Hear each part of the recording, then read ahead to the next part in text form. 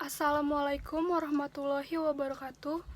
Kami dari kelompok 8 ingin mempresentasikan tentang Kerajaan Ternate dan Tidore. Perkenalkan, nama saya Amelia Friska Situngkir, nomor absen 7. Assalamualaikum, nama saya Ahmad Sikuloh, absen 8. Perkenalkan, nama saya Versa Rayuwono, kelas 10 IPA D, absen 10. Perkenalkan, nama saya Vito Zufar Putra Basuki, kelas 10 MIPA D, absen 17. Sejarah singkat tentang Kerajaan Ternate dan Tidore. Sejak abad ke-13, di Maluku memang sudah ramai dikunjungi oleh para pedagang Islam dari Jawa maupun Melayu. Seiring dengan ramainya perdagangan, maka datang pula para mubalik dari Jawa Timur untuk mengajarkan agama Islam ke daerah Maluku. Contohnya ialah Sunan Giri dari Gresik. Jadi, masuknya agama Islam ke daerah Maluku erat kaitannya dengan kegiatan perdagangan. Dan dari sinilah munculnya 4 kerajaan yang biasa disebut dengan Maluku Kihara, Kiraha, atau Maluku 4 Raja. 4 kerajaannya itu diantaranya yang pertama Kesultanan Ternate yang dipimpin oleh Sultan Zainal Abidin, yang kedua Kesultanan Tidore yang dipimpin oleh Sultan Mansur, yang ketiga Kesultanan Jailolo yang dipimpin oleh Sultan Sarajati, dan yang keempat Kesultanan Bacan yang dipimpin oleh Sultan Kaichil Buko. Dari 4 kerajaan ini, mereka itu berasal dari satu keturunan yang sama, yaitu Fajar Syadik. Dia seorang bangsa Arab keturunan Nabi Muhammad.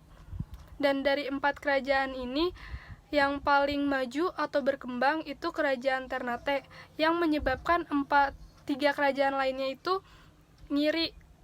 Dan 4 kerajaan ini terlibat perang karena memperebut hegemoni rempah-rempah. Letak Kerajaan Ternate dan Tidore. Secara geografis, Kerajaan Ternate dan Tidore letak di Kepulauan Maluku antara Sulawesi dan Irian Jaya. Letak tersebut sangat strategis dan penting dalam dunia perdagangan masa itu. Pada masa itu, Kepulauan Maluku merupakan penghasil rempah-rempah terbesar sehingga dijuluki sebagai The Spicy Island. Rempah-rempah menjadi komoditas utama dalam dunia perdagangan. Kehidupan sosial. Kedatangan Portugis di Kepulauan Maluku bertujuan untuk menjalin perdagangan dan mendapatkan rempah-rempah. Portugis juga ingin mengembangkan agama Katolik. Pada tahun 1534 Masehi, Katolik telah mempunyai pijakan yang kuat di Halmahera, Ternate, dan Ambon berkat Franciscus Xaverius. Seperti yang sudah diketahui, sebagian daerah Maluku, terutama Ternate sebagai pusatnya, sudah masuk agama Islam. Karena itu, Portugis memanfaatkan perbedaan agama ini untuk memancing pertentangan antara pemeluk agama. Setelah masuknya Kompeni Belanda di Maluku, orang yang sudah memeluk agama Katolik harus berganti ke Protestan. Hal ini menimbulkan masalah-masalah sosial yang sangat besar dalam kehidupan rakyat dan semakin tertekannya kehidupan rakyat. Keadaan ini menimbulkan amarah yang luar biasa bagi rakyat Maluku kepada Kompeni Belanda. Di bawah pimpinan Sultan Ternate, perang umum berkobar. Namun perlawanan tersebut dapat dipadamkan oleh Kompeni Belanda. Kehidupan Maluku pada zaman Kompeni Belanda sangat memprihatinkan, sehingga muncul gerakan menentang Kompeni Belanda. Sistem kehidupan politik. Bangsa Batak yang pertama kali datang di Maluku ialah Portugis 1512 yang kemudian bersekutu dengan Kerajaan Ternate. Jejak ini diikuti oleh bangsa Spanyol yang berhasil mendarat di Maluku 1521 dan mengadakan persekutuan dengan Kerajaan Tidore. Dua kekuatan telah berhadapan, namun belum terjadi peperangan.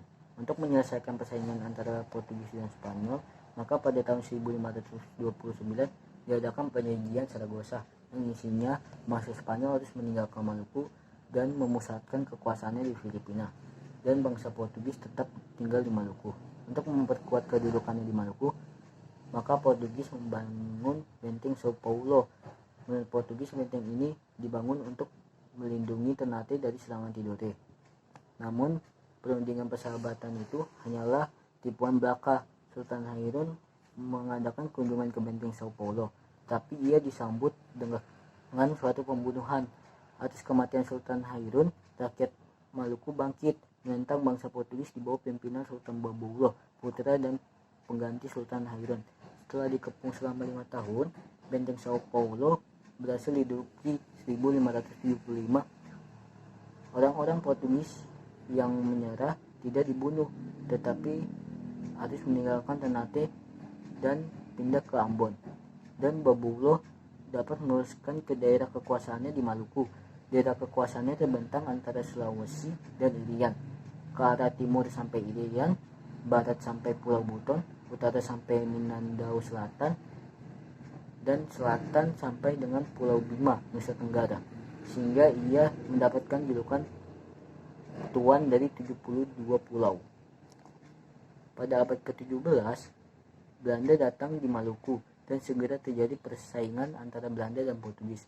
Belanda akhirnya berhasil menduduki benteng Portugis di Ambon dan dapat mengusir Portugis dari Maluku 1605. Belanda yang tanpa ada saingan kemudian melakukan tindakan yang sewenang-wenangnya, yakni 1. Melaksanakan sistem penyerahan wajib sebagian hasil bumi kepada VOC. 2. Adanya perintah penebangan atau pemusnahan tanaman rempah-rempah jika harga rempah-rempah di pasar turun, hak ekstirpasi, dan penanaman kembali secara serentak apabila harga rempah-rempah di pasaran naik atau meningkat. 3. Mengadakan pelayaran hongi atau patroli laut yang diciptakan oleh Frederick de Houtman, gubernur pertama Ambon, yakni sistem perondaan yang dilakukan oleh VOC dengan tujuan untuk mencegah timbulnya perdagangan gelap dan mengawasi pelaksanaan monopoli perdagangan di seluruh Maluku.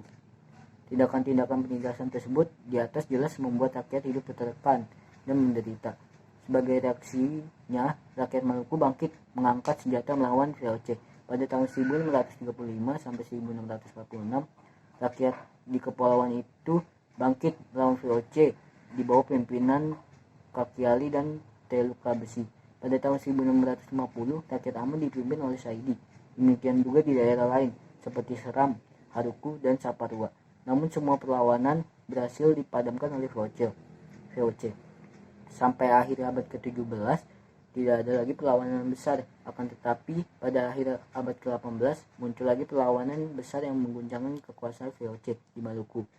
Jika pelawan Portugis Ternate yang memegang peranan penting, maka untuk melawan VOC, Tidore yang memimpinnya. Pada tahun 1780, rakyat Tidore bangkit melawan VOC di bawah pimpinan Sultan Nuku.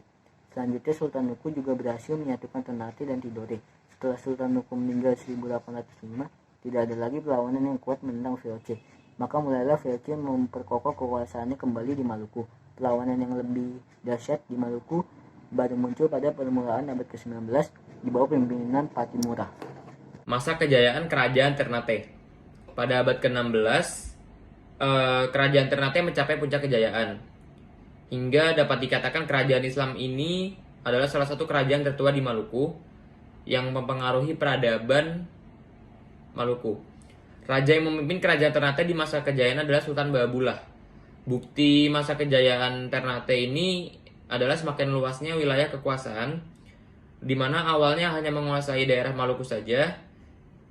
Ternate berhasil menguasai semua wilayah Sulawesi, Filipina, dan sampai ke Kepulauan Marshall yang ada di Pasifik. Dan juga ada 72 pulau kecil Indonesia berpenghuni yang berhasil dikuasai Ternate di bawah pemerintahan Sultan Baabullah. Masa kejayaan Tidore. Masa kejayaan Tidore itu pada pemerintahan Sultan Nuku dari tahun 1780 sampai 1805 Masehi. Sultan Nuku dapat menyatukan Ternate dan Tidore untuk bersama-sama melawan Belanda dan dibantu oleh Inggris. Belanda kalah serta terusir dari Tidore dan Ternate. Tapi Inggris tidak mendapat apa-apa kecuali hubungan yang dagang biasa. Sultan Nuku memang cerdik, berani dan ulet, dan waspada. Semenjak saat itu, Ternate dan Tidore tidak diganggu, baik oleh Portugis, Spanyol, Belanda maupun Inggris, sehingga kemakmuran rakyatnya terus meningkat. Wilayah kekuasaan Tidore cukup luas, meliputi Pulau Seram, Makayan Halmahera, Pulau Raja Ampat, Kai, dan Papua. Persaingan Kerajaan Ternate dan Tidore. Kerajaan Ternate dan Tidore yang terletak di sebelah Pulau Halmahera, Maluku Utara, adalah dua kerajaan yang memiliki peran menonjol dalam menghadapi kekuatan-kekuatan bangsa asing untuk menguasai daerah Maluku. Dalam perkembangan selanjutnya, dua kerajaan ini malah saling bersaing untuk menguasai sendiri hasil rempah-rempah yang ada di daerah Maluku. Dan persaingan ini menimbulkan dua persekutuan dagang, yaitu yang pertama Ulo Lima atau Persekutuan Lima Bersaudara yang dipimpin oleh Ternate, meliputi Bacan, Seram, Obi, dan Ambon. Pada masa Kesultanan Baabuluh, kerajaan Ternate ini mencapai zaman keemasan dan disebutkan daerah kekuasaannya itu meluas sampai ke Filipina. Dan yang kedua itu Ulisiwa, Persekutuan Sembilan Bersaudara yang dipimpin oleh Tidore yang meliputi Halmahera, Jailalo, sampai ke Papua. Dan kerajaan Tidore ini mencapai zaman keemasan di bawah pemerintahan Sultan Nuku. Kemunduran kerajaan Ternate dan Tidore. Karena kerajaan Ternate dan Tidore ini saling bersaing untuk memperebutkan atau menguasai sendiri hasil rempah-rempah yang ada di Maluku, maka hal ini menjadi kesempatan bagi bangsa asing, yaitu bangsa Spanyol dan Portugis, untuk mengadu domba mereka. Bangsa Spanyol dan Portugis ini memonopoli daerah hasil rempah-rempah tersebut. Tetapi setelah Sultan Ternate dan Tidore menyadari bahwa mereka sedang diadu domba oleh bangsa asing, maka mereka bersatu, lalu mereka berhasil mengusir bangsa Spanyol dan Portugis keluar dari Kepulauan Maluku. Namun, kemenangan itu tidak bertahan lama, sebab VOC yang dibentuk oleh Belanda untuk menguasai perdagangan rempah-rempah di Maluku itu berhasil menaklukkan Ternate dengan strategi dan tata kerja yang teratur, rapi, dan terkontrol dalam bentuk organisasi yang kuat. Jadi saya akan menjelaskan peninggalan-peninggalan yang ada di Ternate. Yang pertama itu ada Benteng Tore dan Tahula. Benteng Tore dan Tahula ini dibangun atau didirikan pada tahun 1512 di kota Suasio.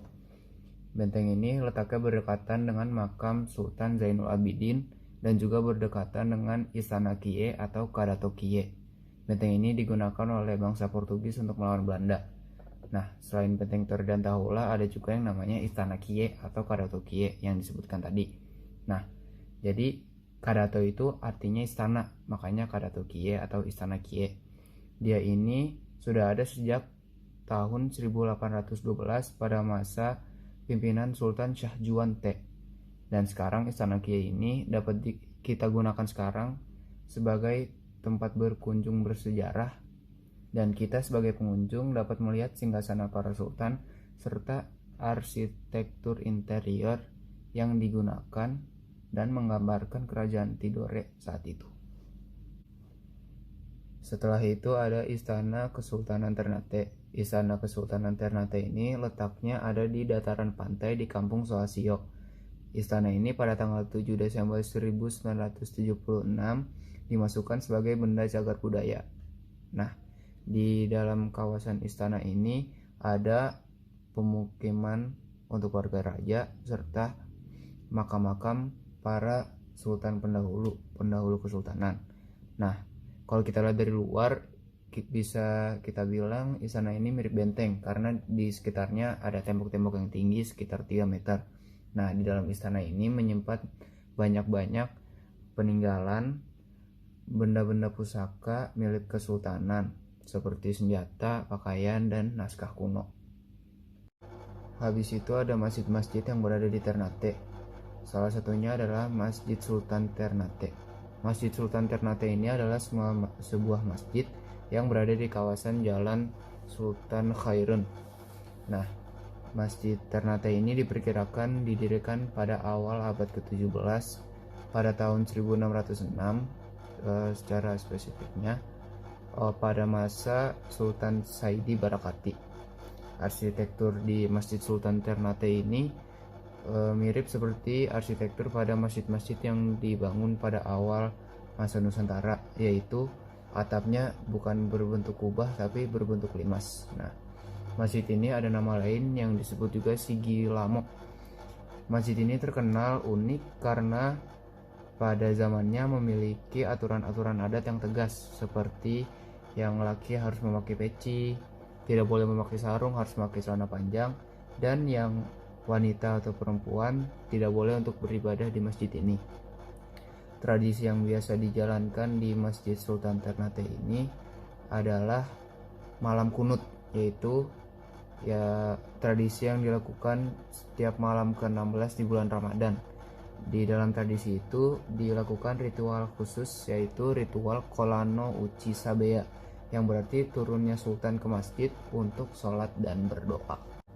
Selain masjid-masjid di Ternate, ada juga benteng-benteng di Ternate. Nah, benteng-benteng di Ternate itu ada banyak. Contohnya ada Benteng Kalamata, Benteng Toluko, dan Benteng Kastela. Benteng-benteng di Ternate ini mayoritas berfungsi untuk mengamankan perdagangan rempah-rempah yang dilakukan oleh bangsa Portugis, bangsa Belanda, dan bangsa Spanyol. Salah satu benteng yang ada di Ternate itu adalah Benteng Toluco. Dia ini benteng buatan Portugis yang nama aslinya itu adalah Benteng Santo Lucas. Benteng Toluco ini terkenal sebagai tempat perlawanannya Sultan Babullah untuk mengusir Portugal. Yang terakhir itu ada makam Sultan Babullah. Nah, Sultan Ternate ke-24 ini dimakamkan di puncak bukit Foramadiahi, yaitu kampung tertua dan tertinggi di Ternate.